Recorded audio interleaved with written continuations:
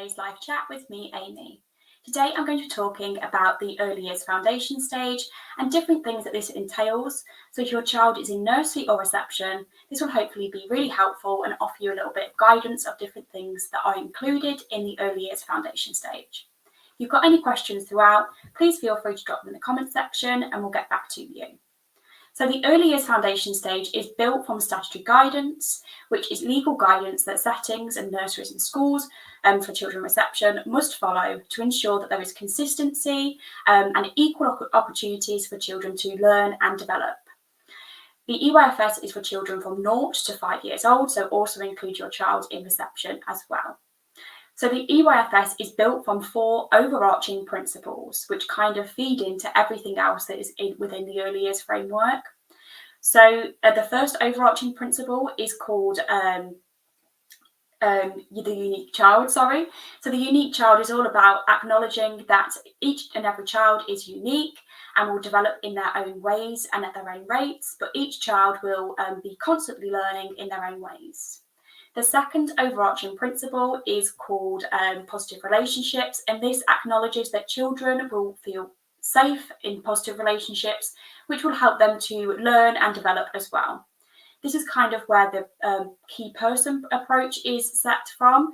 So the key person approach is where each child will have a key person, and the idea is that they will work very closely with your child.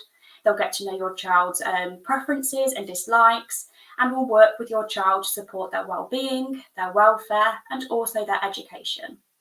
Positive relationships also includes your child's key person also working very closely with you as the parents and carers as well. This also includes your child's positive relationships with peers and friends as well. The third overarching principle is called enabling environments, and that's all about getting your child into a setting, so into a nursery or a classroom that is full of lots of stimulating and exciting experiences that will really help them to support them to learn and develop and have lots of opportunities to have fun and learn. It also includes your child's key person responding to your child's individual needs as well.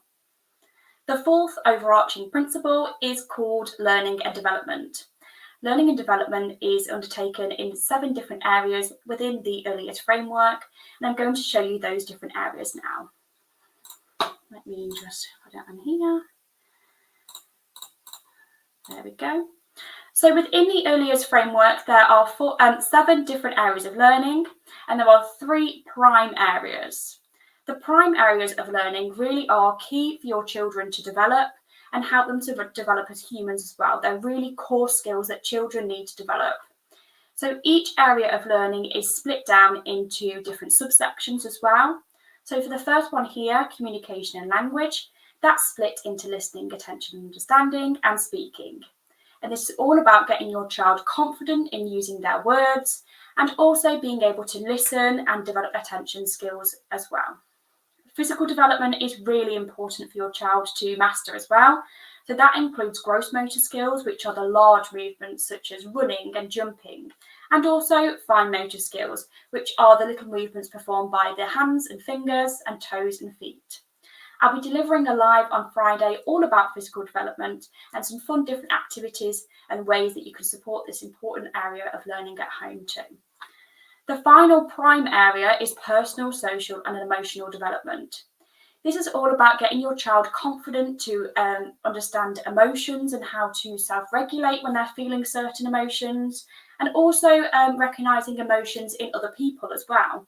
Managing self includes developing confidence in self-care skills such as using the toilet, dressing and also feeding. And finally, building relationships with peers and familiar adults is really important as well. So they're the prime areas which kind of feed into the 4 specific areas of learning.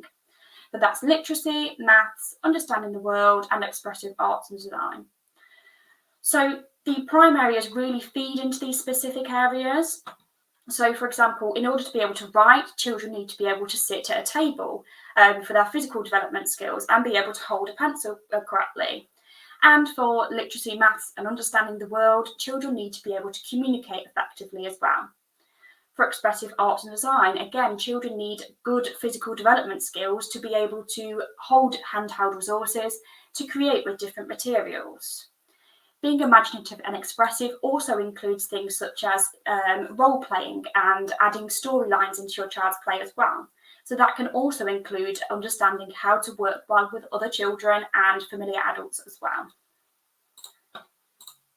So you might be wondering how children learn in the early years. Well, children learn through play, which is why children have different experiences set up for them in the nursery and the reception classroom. And there are also characteristics of effective learning, which I'm going to show you now. So within the overarching principle of learning and development, practitioners, so the people that work with your child, must also support your child to show these characteristics of effective learning by pushing them. So I'm just going to go through them now. So the first one is playing and exploring. So that's all about your child being confident to have a go with the different resources and toys that are set up for them. So it includes things such as I can make independent choices, I can guide my own thinking and actions, different things like that. The second one is active learning. And this is all about, again, exploring the different resources and toys, but not getting upset if something doesn't happen in a certain way. So if they're building the bricks and it falls over, it's about developing that self-resilience to then have another go and try again.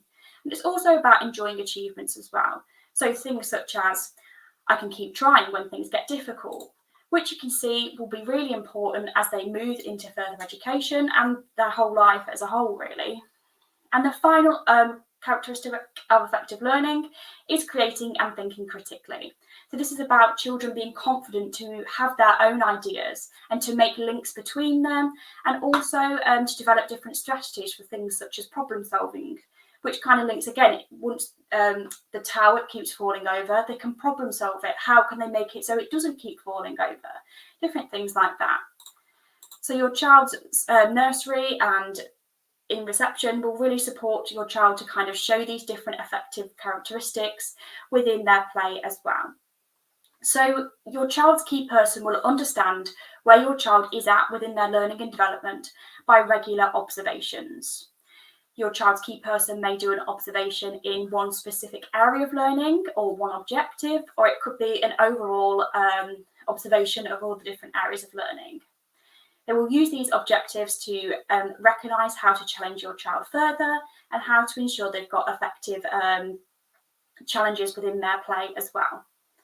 So within the EYFS, there are three kind of formal checks. So the first one is when your child is 2, so it's called the 2-year check, although it is usually completed once your child is between 2 and 3 years old. This focuses on those prime skills because, as I've said, they're really important, and often your child's key person will work with you as the parents and carers to ask for your advice and your thoughts on how your child is doing within each of the areas, so physical development, personal, social and emotional, and communication and language. It's nothing to worry about. The idea is that this information will be put into a written document to see any support that your child could be given and your child's areas of strengths as well. The second kind of formal check, which again is nothing to be worried about, is when your child enters reception.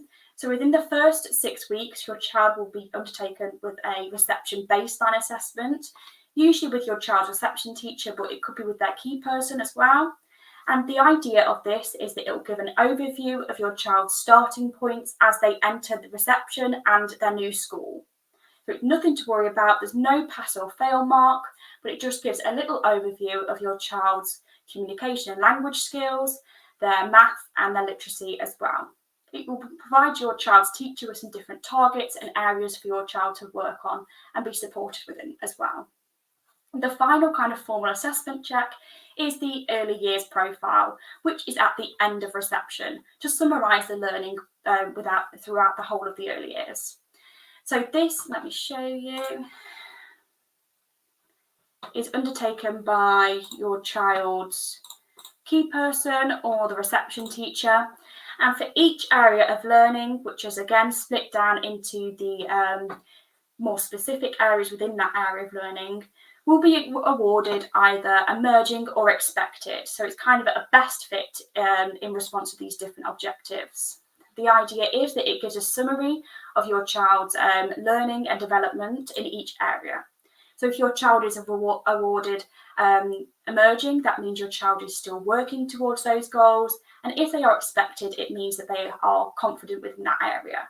It's nothing to worry about. It's just to give your give you as parents and also the year one teacher an understanding of where your child is at within their learning and how they can ensure that your child is supported as best possible. So that's kind of a whistle-stop tour of all things early years for me today. But being added into the comments now is just some different guides to support you. There's one about supporting your child's learning and reception. There's one about different I can statements for each of the year groups and how you can achieve different activities at home as well, and much more. I hope you found this useful. As always, if you've got any comments, pop them into the chat section and I'll keep an eye on it and I'll get back to you. And I'll be back on Wednesday for a live chat all about separation anxiety.